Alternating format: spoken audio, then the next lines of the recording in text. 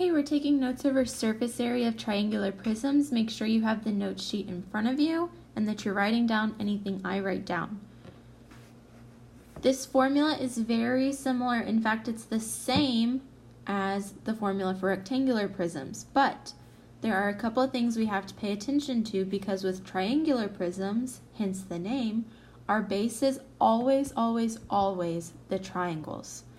So we know that P stands for perimeter.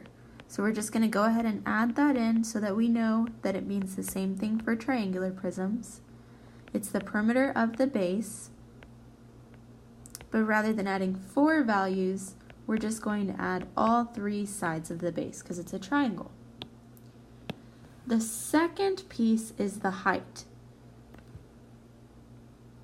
And you know that it's not the height of the base that we're looking for here, it's the height that connects 2 bases.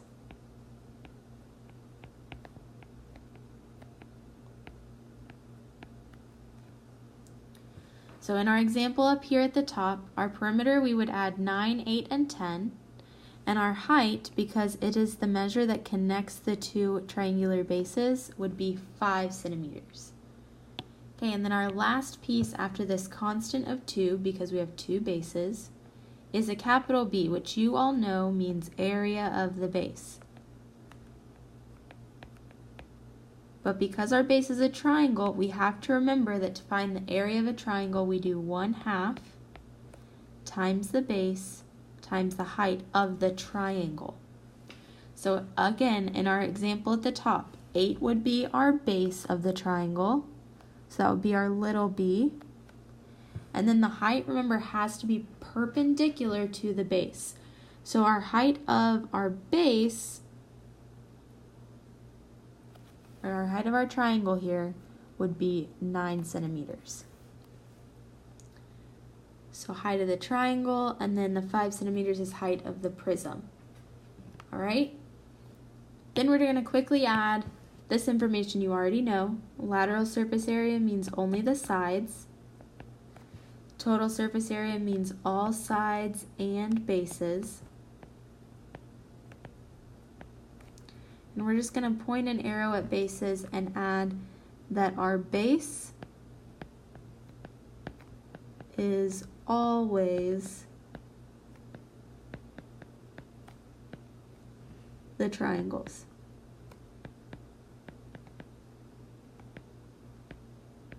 That's why it's called a triangular prism.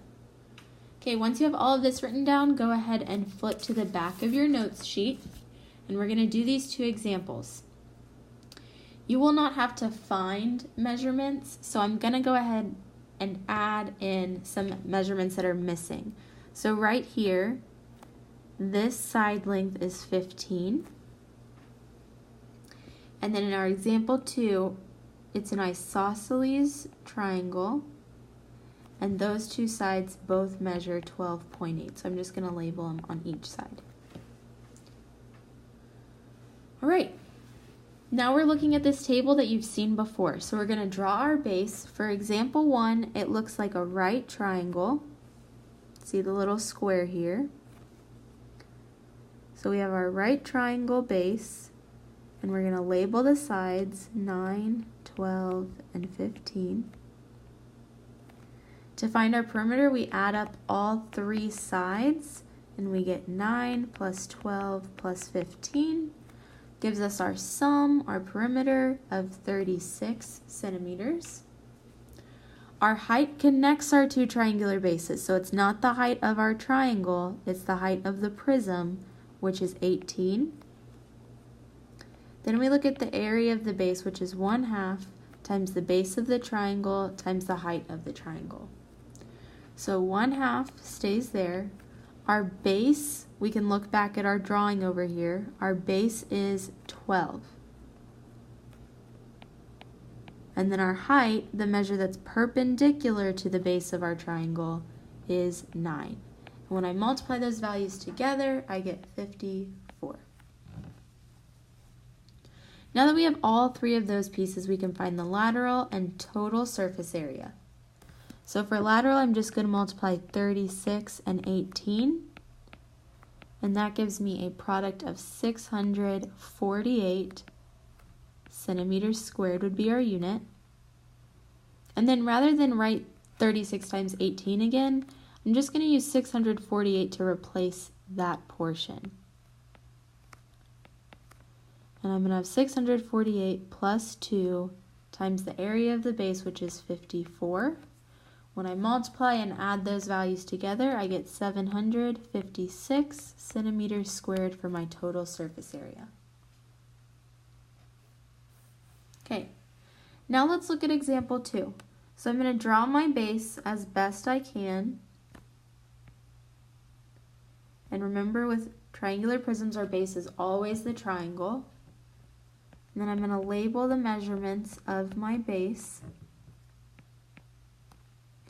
And not just the side measurements with the triangle, but I also need to label the height, which in this case is 11.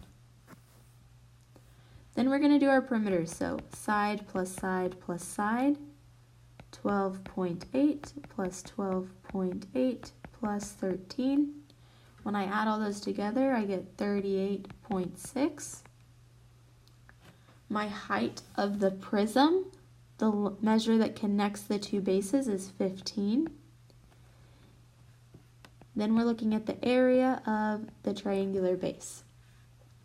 So it's 1/2 times the base of our triangle, which is 13,